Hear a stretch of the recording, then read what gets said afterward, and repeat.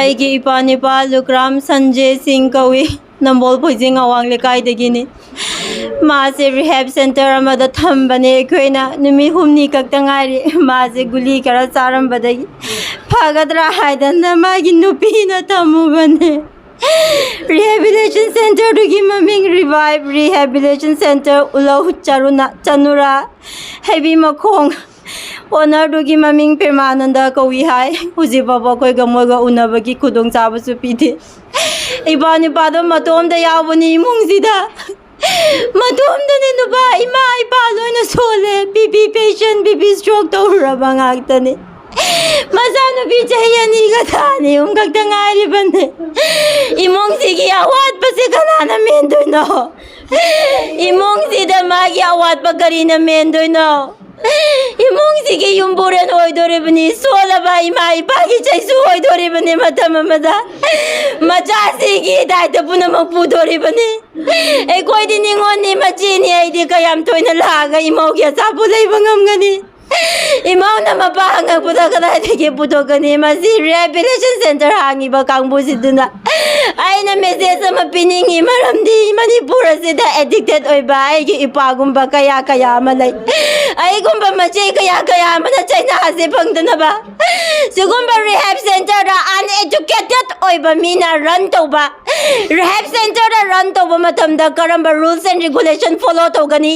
rehabilitation center da addicted oy ba mi ma ihana na changang panimita phu ba ay ba siya ay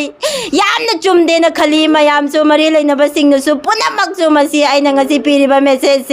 taba uba kuding mak na masi punamak masi bichar to biyo rehab ta thamba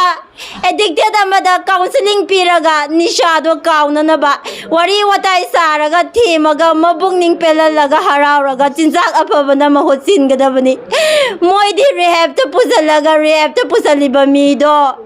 moido saraba addict oirabani kangna ngangna ba yade na puri ba magi video footage goida Siraba madungda hospital da taraga layramani moina pugalaga Nambolgi private hospital amada moina police station da pau piraga moi masen wari se loinaraba matungda aikoi da numidang pung tara dagina tara matoi paksai gi manungda mari phone tawrakpani family ga yaba yawduna moina hospital da pugalaga hospital da doctor na aibada di hospital yawrakpada mihun sudare mihun hondare siraga porakpani ai magi body da leriba magi maning da kalakta leriba dakfam dugi photo mayam da flash toradi yengba ngamoye Swegi kangawa chon ba set pa sweat manung da tari ba dakfam do thang na yat pa gumna skin do loy na chekai re green black were magi skin do mi na pubani ay da na mi di surrender tori hay ma po seng ba tolak tri mi kag na no makak pubu da dumay na siga da banate chay kag tap da heart attack do bane so ay laira ba koi ki michang kana lege laira ba koi ki pa e koi na lauri ba khulaw kana na tabi doino Manipur se achumba wayel yam taure na hai ai gi pani pagi wayel kana na tobini imong ti da hangi ba yumburen wa ga ba tungi yumburen wa ga dori ba hangi ba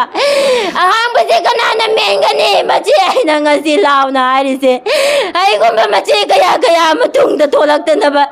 sigumba rehabilitation center se sendan lambi oi na chadari ba se yam tu na muthat biyo angam ba sing na yam tu na muthat biyo laita lairaba tola taraba lairaba egoi gidi sumaina voice message thaba na dana upai loisade Sugumba rehabilitation center da kaya mi sigi bagi pa hoyam na tai ngasi di isa magda da thik na re mi gi ubada phone da video da kapaga kangja bane ngasi di isa gi da thore ngasi di isa da thore kang bangam di chaina